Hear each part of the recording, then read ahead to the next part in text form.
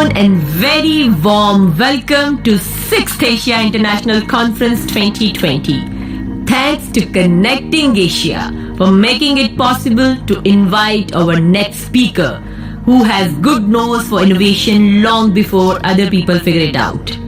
Ladies and gentlemen, I'm talking about Dr. Wim Vanhaverbeke, who is Professor of Digital Innovation and Entrepreneurship at Surrey Business School, UK. And also, he is visiting professor at ESADE Business School and National University of Singapore. He published in different international world-renowned journals, and he was co-editor with Henry Chesbrough and Joel West. He's an author of famous book written on the subject of management. He's frequently asked speaker at leading international conferences and an advisor of several globally operating companies. He established the European Innovation Forum with Henry Chesbrough, and he is co-organizer of the World Open Innovation Conferences 2016. He was recognized by International Association of Management of Technology as he was one of the top 50 authors of technology and innovation management. He was appointed as a member of Advisory Committee of Research Center of Technological Innovation. So ladies and gentlemen, join me in welcoming Professor Wim.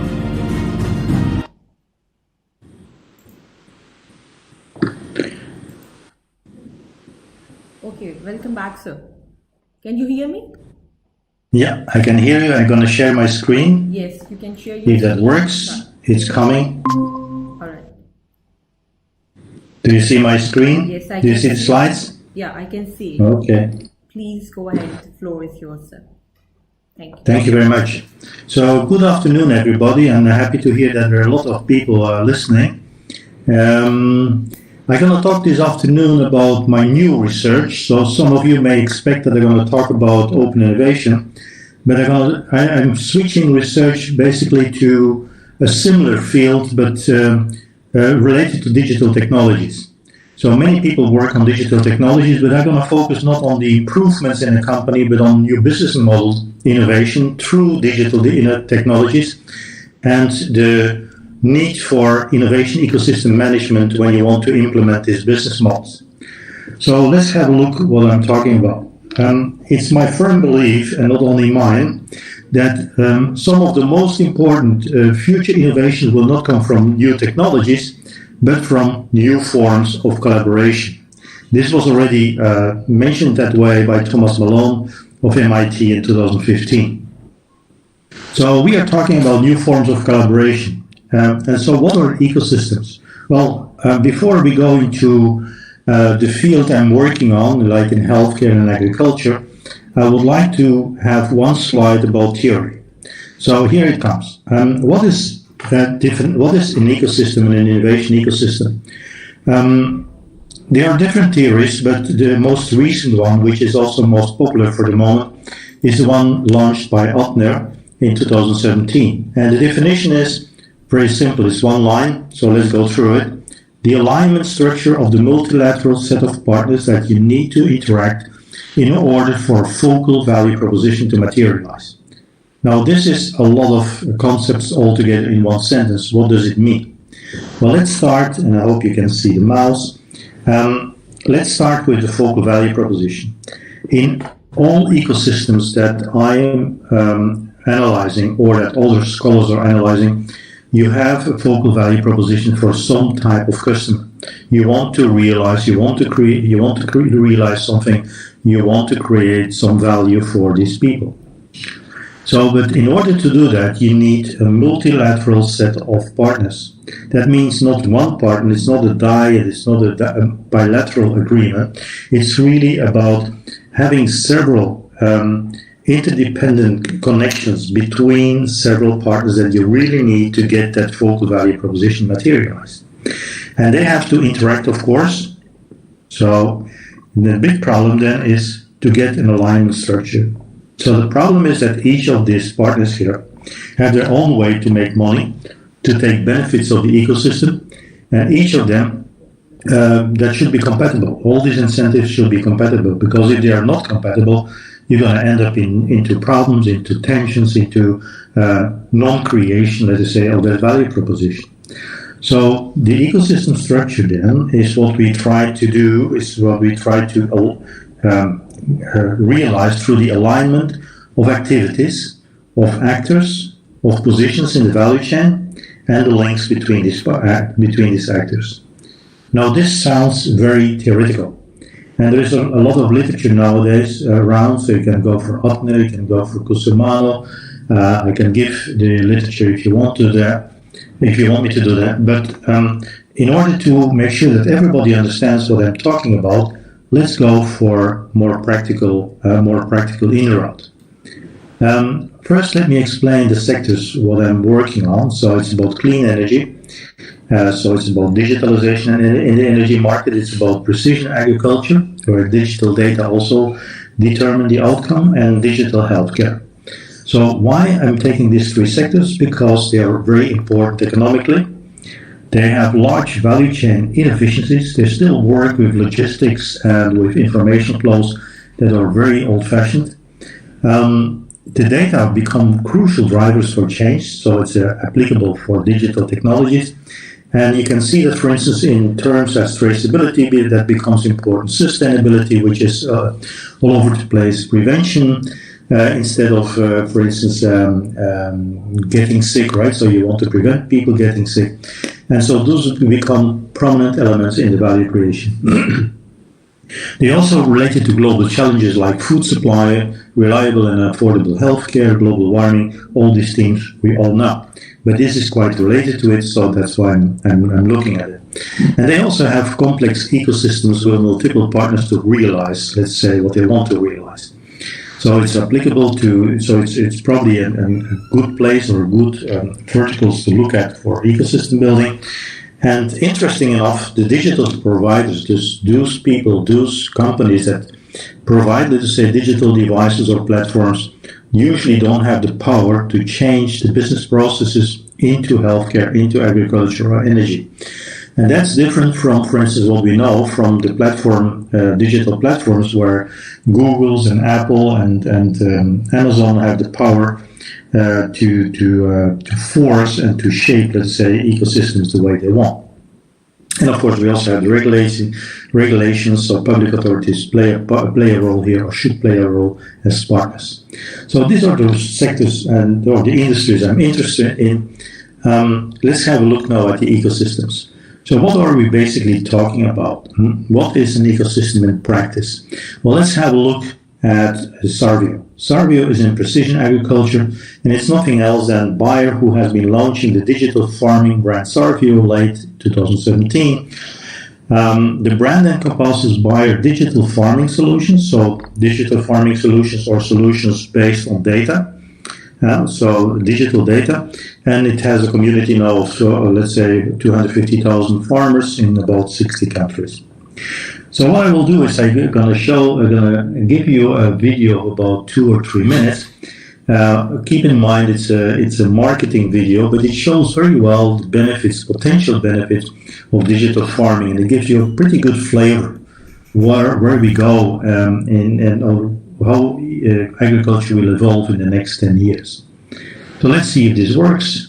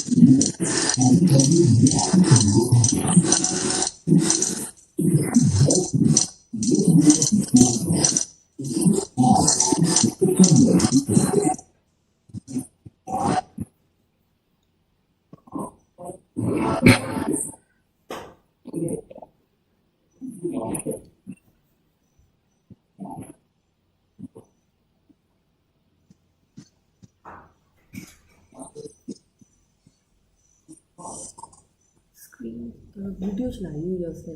हाँ.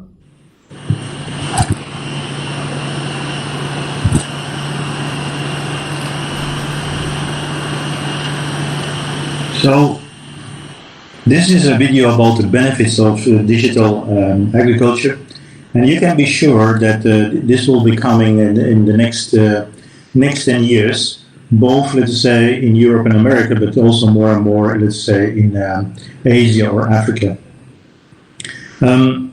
So we have seen the benefits, but what are the challenges for the farms?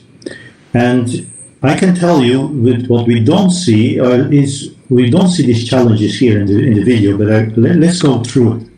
The first one is, what is the value for the farmers of using this digital technology? Well, we didn't see any objective evidence. There are no calculations there. There's nothing that says that a farmer will have 10% more productivity in the next year. So the crop productivity should be measured, and only then, when there is objective evidence, only then farmers will move on. Second is, what is the cost? It could be too expensive. You know that farmers usually have thin margins, so as soon as it becomes too expensive, they will not invest in it. What about the data? So data are gathered on the field. It should be a property of the farmer, but Surrey has the data too. So what is it doing with this data? To whom is it selling this data or sharing this data? So this is an issue of data sharing. But there's also a problem of lock-in, because once you use the data of a specific firm, you probably cannot use the data anymore of other firms, or they cannot be connected, they are not compatible. So all these issues are really major barriers to make sure that the adoption of digital technologies, although the benefits may be huge, you will see that farmers will resist this kind of technology, adopting this kind of technology. And the same happens for other partners, like for instance small high-tech firms that help, for instance, big companies like Bayer or John Deere in this area. And so ecosystem management is crucial, is vital for the success of this kind of data-driven business models. Serbia is now leading the ecosystem, but we will see that maybe this is not necessarily the best option. That will come back later. So let's start with the analysis. So is this ecosystem management, like we have seen it at the beginning, is this the right conceptual setting? Well, remember so is the ecosystem or ecosystems the right approach? And then we just have to look at what we are basically interested in. We are focusing on digital technologies, on the business model changes and innovation that they can realize, and the ecosystem that you have to implement. So as soon as the existing value chain has to change, you will see the need for an ecosystem to pop up. And that goes in different directions, like for instance, we will see in a minute Philips Health Suite. I can explain that through using an example there to show how this works and how ecosystems really are important. We have always multiple partners, like we have seen here in the video. With Bayer, we have small high-tech firms, we have the drones that have to be used, or we have satellites to be used. So you really bring together a whole set of partners to realize that value proposition of digital farming.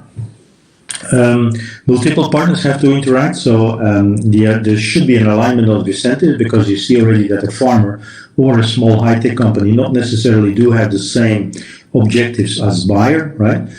Or John Deere might have a different objective than, for instance, a spray company like Bayer. So the question is then who should align it? So we have all these questions that we had in the definition back here in our example.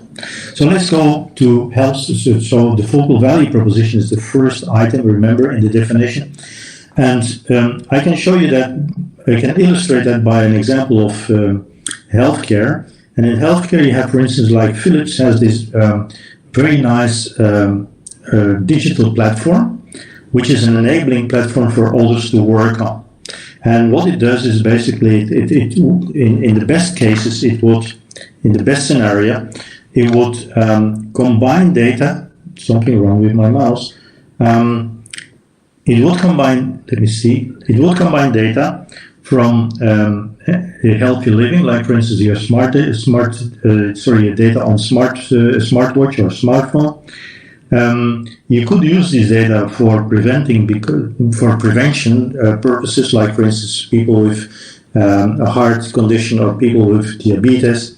So you can use this data, or doctors that want you to be healthier and more active and so on. You can use that, but those data should be used also in while you're diagnosing, because if you have like the history of a patient, and you really can do a better diagnosis. The treatment, of course, which is now in the hospital, so all these data are locked in or siloed into a hospital. They are not shared with, for instance, the data we have on the smartphones, but also not related, or they're not shared, for instance, with recovery journeys, or for instance, if you're in a home care, so they don't share this data between, let's say, elderly homes and hospitals.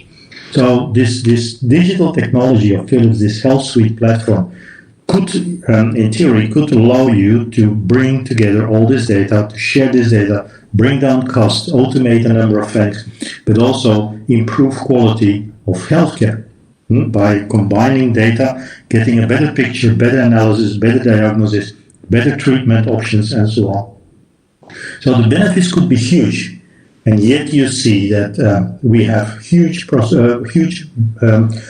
difficulties in adopting this kind of technology, and that is for very good reasons, and I will show you why hospitals, for instance, but also home care owners will resist, for very good reasons, will resist the adoption of this technology. And so adoption of the technology, the way you collaborate, the way you work together in adopting a technology is much more important than the technologies itself, because the technologies are there, yet Philips has its backbone, Philips has this kind of digital platform, but now the question is how to build an ecosystem. So a second example, we go back to the spraying example that we have seen in the video. So in precision agriculture, you see that the data about the field, right, will allow you, or data about bugs will allow you to have a better productivity. So previously, in the traditional crop spraying, it was very simple. You bought pesticide, you had a spray machine, and finally you did some field spraying. So it was two transactions, one with Bayer, one with John Deere, and there you go. Very simple, very straightforward. But nowadays you have a company like Photonics, which is a small high-tech company who is digitally measuring whether there are bugs in the field, and they do that with infrared invisible light. So it's a real-time analysis of the field.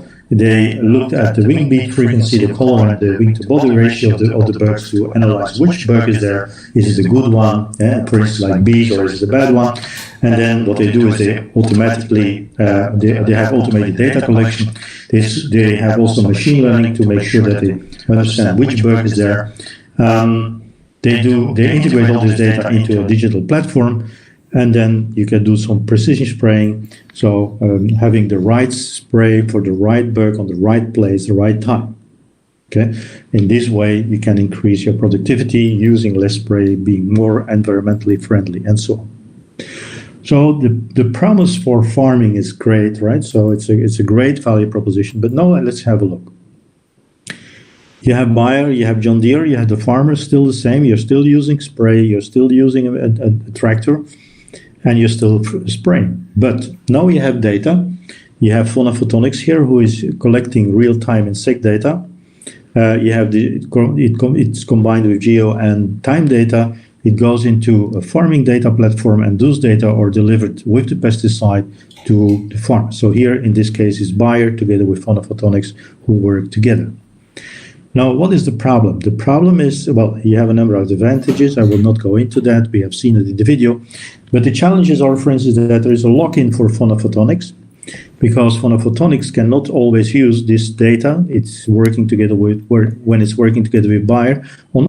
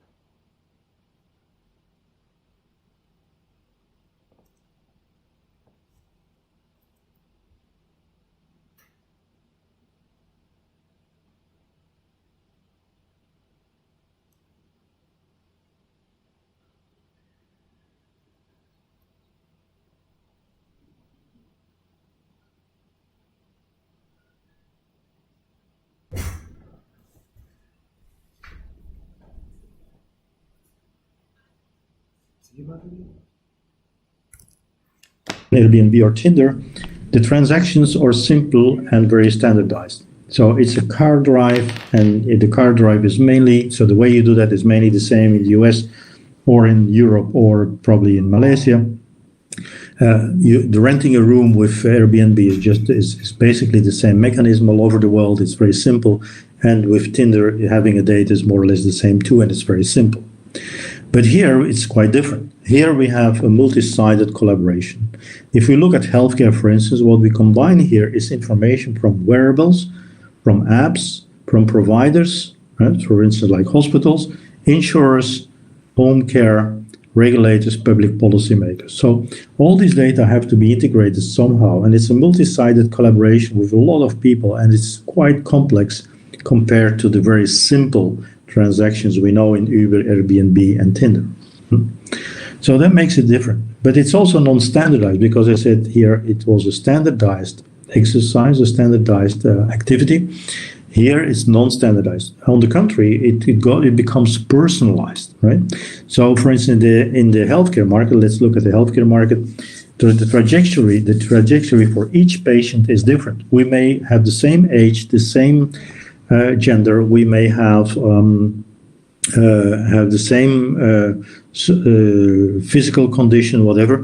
But if you have a heart condition I don't have, then you will have a different journey in the hospital, because they have to take care of your heart condition, while I don't have a heart condition, and I can take different pills, I can take a different treatment, and so on. So also, for instance, know that DNA is coming in as information, so into, let's say, treatments. You will see that depending on your DNA, you will have a different treatment, so you're going to have a personalized treatment. And so that makes it quite complex, but the digitalization allows you to do that. Same for agriculture. For agriculture, you have the same issue. Each field, each cow requires an adopted, or can we call it a personalized approach, because to get a field, to get more productivity on the fields, each field needs a different treatment depending on the soil condition, depending on the bergs you have, depending on the weather, and so on. So the personalized approach requires data integration and close collaboration between the different partners. And so we don't have this kind of simple mechanism where you have one single firm like Uber or Airbnb connecting the two markets together in a quite automatic way. And scaling is also an issue. Remember that we have this kind of quick scaling of Uber because it has no cars, or Airbnb because it has no rooms. So the asset lightness of these platforms makes sure that it can, or guarantees that it can grow very fast. But in these cases where I'm analyzing, let's say, the platforms I'm analyzing in healthcare and in agriculture are different. They scale very slowly because normally you have to convince farmer per farmer to adopt the technology, or in healthcare it's hospital per hospital. And so it's a very slow way of growing, let us say, the ecosystem. And that's from a point of view from the companies that are investing in digital technology, of course, not very interesting. VCs, for instance, are not very happy with this slow ontake of healthcare digitalization. And also the decision-making may be very complex.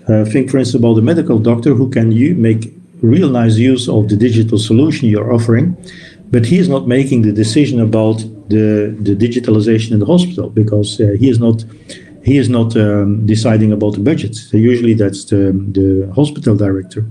And so the financing may be in the hands of somebody else. And so even though the doctors may be willing to move on, you will see that the condition in the hospital is not allowing to make that move. And regulators can be very important, but the existing regulation usually is not taking a proactive stance, not taking a long-term vision, and they prevent rather than stimulate to implement digital technologies. So this is now changing with COVID. We have seen it because of the situation.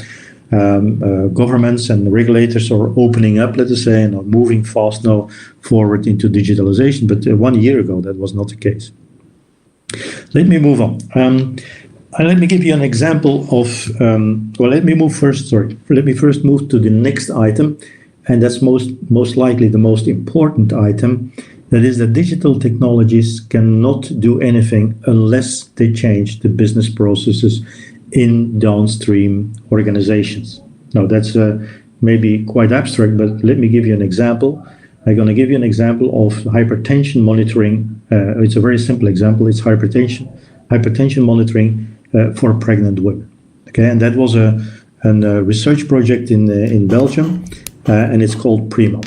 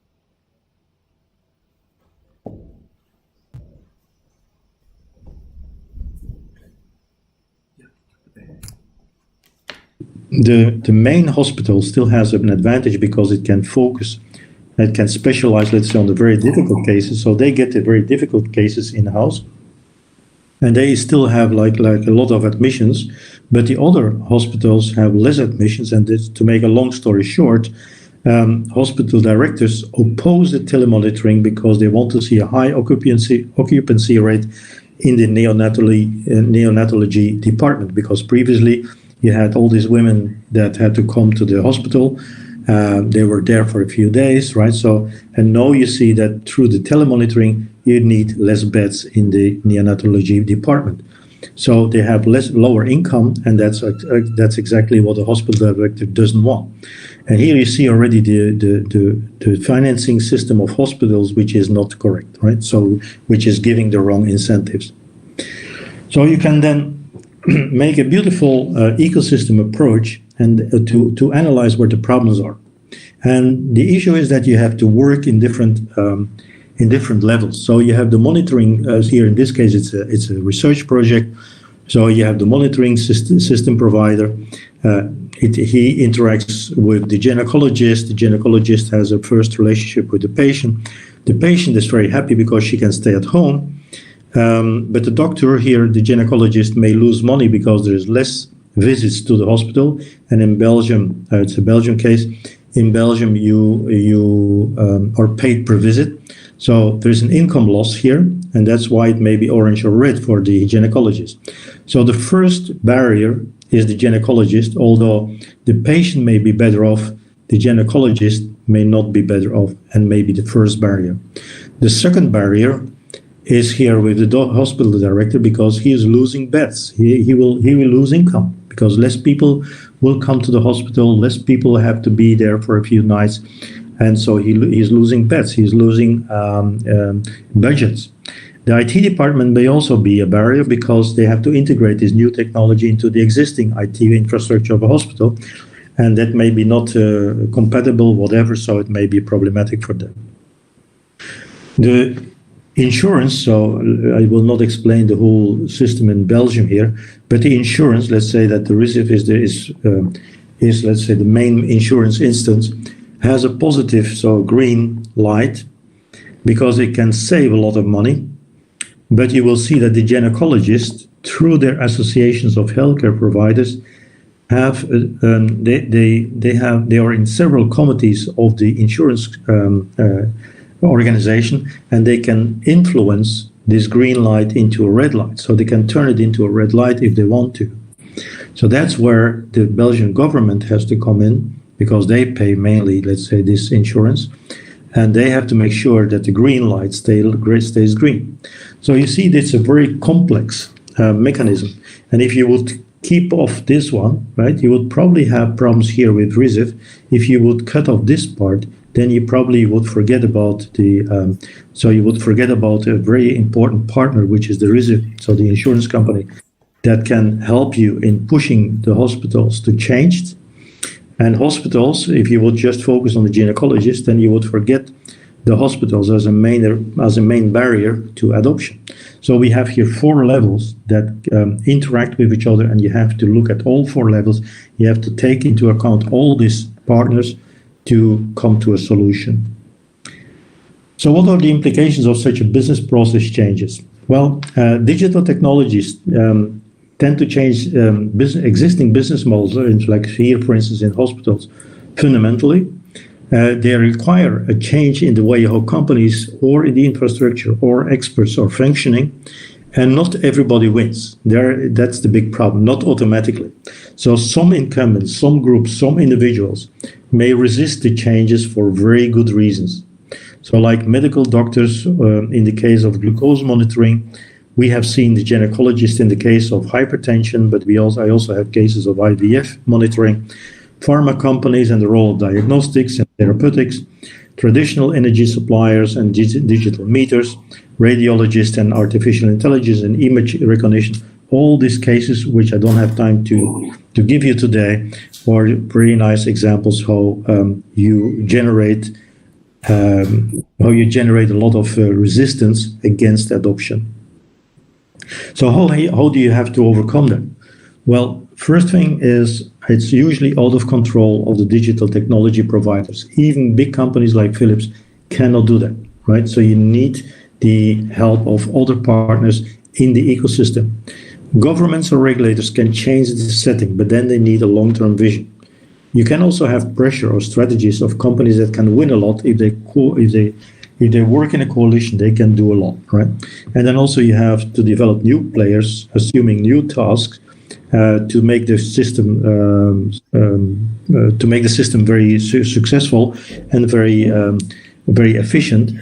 And then you see, for instance, somebody is making noise. Can I please move on without noise? Thank you. I think somebody has to close the mic. Thank you.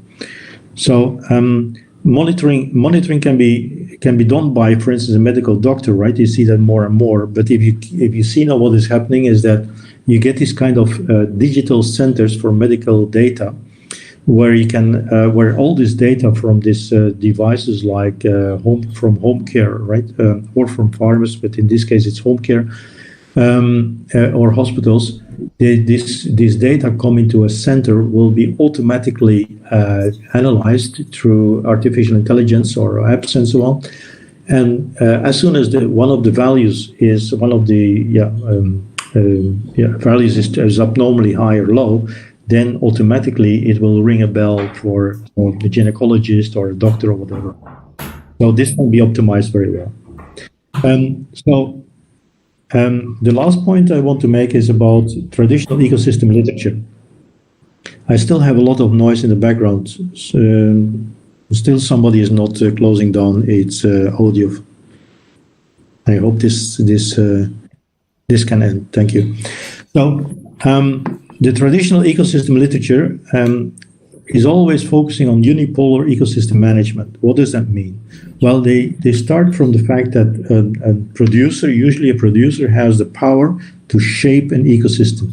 And the best example is, for instance, Amazon with Kindle. Amazon has been very skillful in, although there was a lot of problems, they have been very skillful in introducing the Kindle, which was basically a complete new way of looking at books, at reading books, because publishers were not sure about the return. What about the digital rights? And so all this kind of stuff, all these problems, they have been solving very, very nicely. But Amazon has the power to do that. Here in this case, we see that single orchestrator ecosystems will not work. We need a multipolar ecosystem management, and also not only on the supply side, so from the producer side, but also on the demand side. So I give you an example, like Philips is a platform provider in healthcare, but it hits the wall when it wants to build the ecosystem building. You have Bayer, for instance, BASF and John Deere that we have seen, they develop their own proprietary platforms and ecosystems in digital agriculture, but they create a lock-in effect for other players, and the platforms are too small, and so the compatibility is also an issue. So there you see that a single producer cannot really set up these kind of businesses. Then you also see the potential competition with digital giants, which I didn't talk about today. And interesting enough is that you see in this kind of industries a demand-side orchestration. For instance, farmers in the Netherlands are now collaborating together to take a stance towards, let's say, the digitalization in agriculture in the Netherlands. Patient organizations or doctors' organizations can do the same.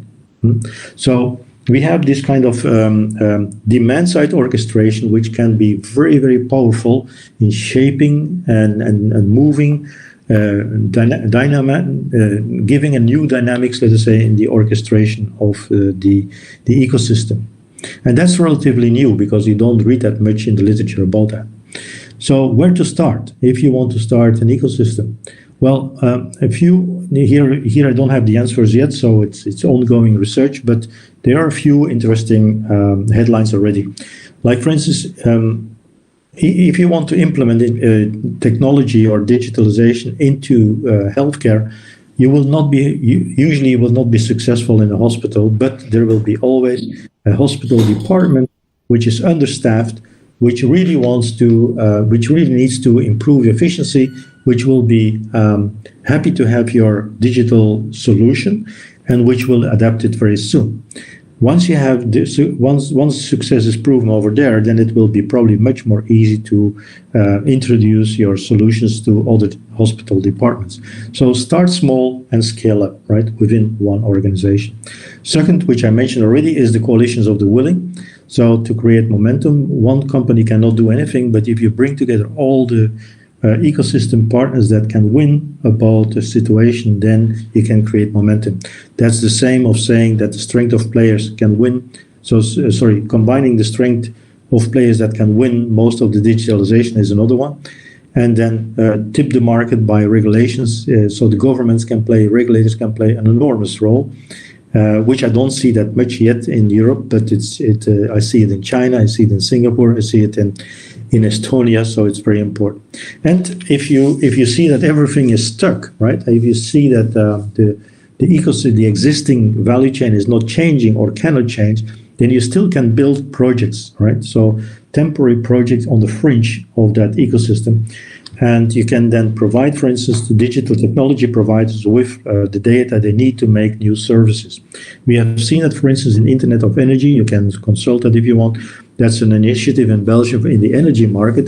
And it's really, so since the data are not available, the data of the digital meters in energy are not available yet on the market, they have been making projects freeing up, let's say, a number of data so that technology providers can show what they can do if they would have this data, right? So as soon as the data are there, they can show already what the added value is that they're going to deliver.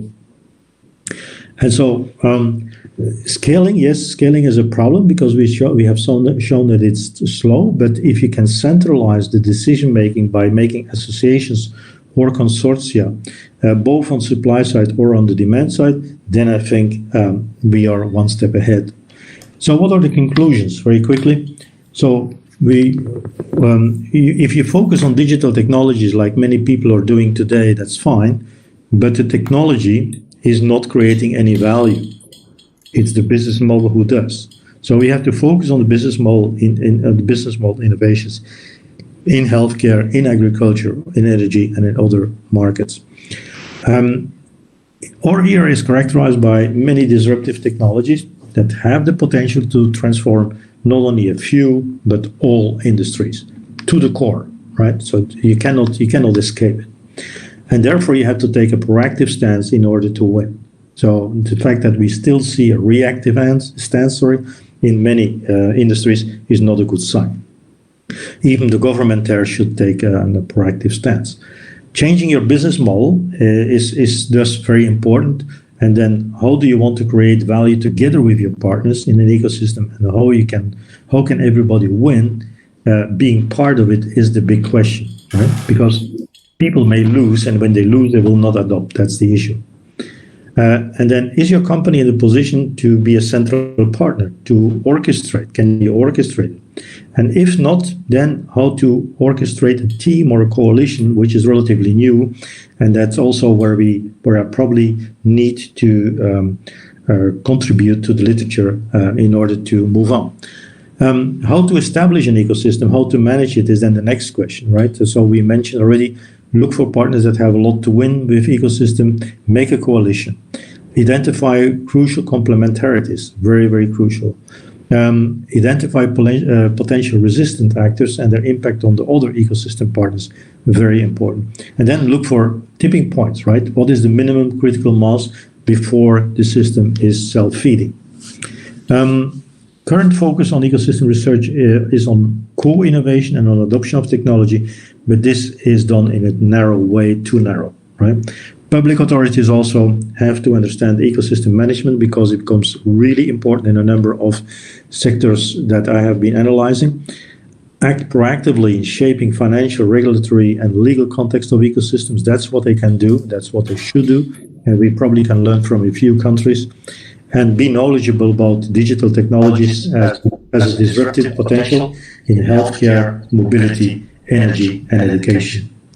So that was the presentation. I think I can stop sharing my screen. Let me see how I have to do that.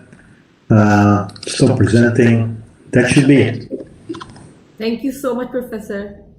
Although it was very new area for me, but I thoroughly enjoyed and hope same for the audience side as well. I'm very grateful for your presence and thank you very much for today. Thank you very much. And there are a few questions as well I would like to ask from audience side. Sure. Question number one is, what are major challenges in developing a digital ecosystem for small businesses?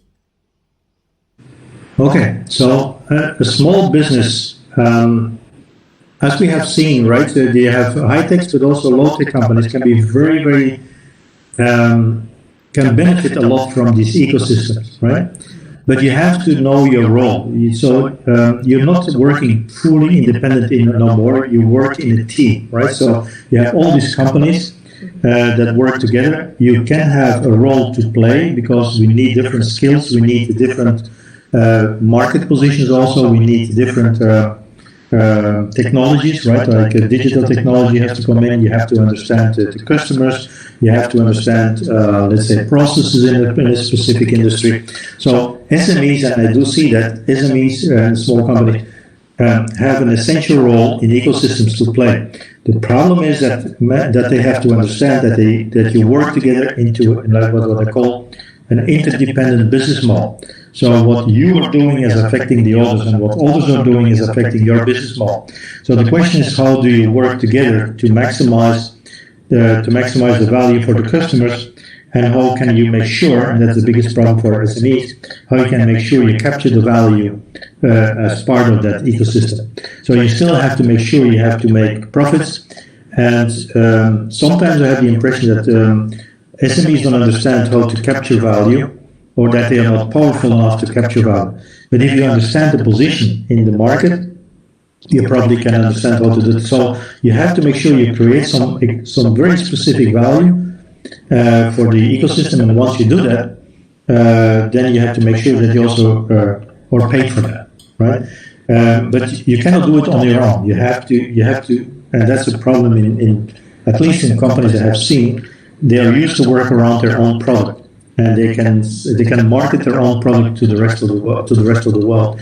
This is no longer the case. So you are dependent now. You work together with partners, and so make sure before you move to the market, make sure before you develop the whole system, that you have clear-cut arrangements, agreements with these partners to move on. Because you have to know what your position is. You have to know what your value add is going to be.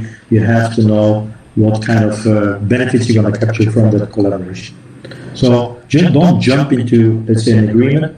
You first have to calculate, also an exit, like for instance, this is a risky game. If you enter it, what will be the consequences, right? And under which conditions you can exit, under which conditions you can leave the group, right? Very, very important to understand that before you move on. Okay, that's very good. Okay, the second question is how to develop internal capability for digital system. Yeah, that's a good question and a very important one, and a question where most companies nowadays are confronted with, right? What I see, for instance, in hospitals, and is that they don't understand that if you want to go in the direction of digitalization, and I take hospitals as an example, right? It can be other companies too. But hospitals, for instance, they understand that digitalization can be very promising, can deliver a lot of value, but they don't take into account that they might have to hire a few data scientists. So what you see, for instance, is that they still think in terms of doctors, medical people, but since digitalization is moving in, you also need some data analysis. And you also need to change the workflow of doctors, right? Because the digitalization is already changing, for instance, the workflow of, or artificial intelligence is changing the workflow of radiologists. So the change is going to be much more fundamental than we think. It's not going to be the same old way of doing business. with a flavor of digitalization. Now, digitalization is changing your business process. So open your mind. The first thing is open your mind and see how digital technologies may affect your business process, may affect the way you connect to customers, the way you reach the market, and that's how you're going to create value. And then the rest is basically be open enough and be secure that you can bring in, let's say, competences by recruiting people, buying apps and so on. So the rest is basically a consequence. But first thing is make sure you understand what digitalization can do for you in terms of reaching to the market, reaching customers, changing the business model, and so on. So it's a strategic exercise. It's not a technology exercise. All right. Thank you very much. It's a very, very detailed answer. Thank you so much. One more thing, I want to remind you, sir, that your session on strategic forum will be on 20th December, and it is 5 p.m. Malaysia time. All right. I hope you remember that, and thank you very much. It was really nice to listen from you, and it is very good session. I also enjoyed, and hope that audience also enjoyed it very well. Thank you very much. See you on. Thank you for the opportunity. Thank you for the opportunity. Thank you so much. A good time. Thank you. See you on 20th. Thank you.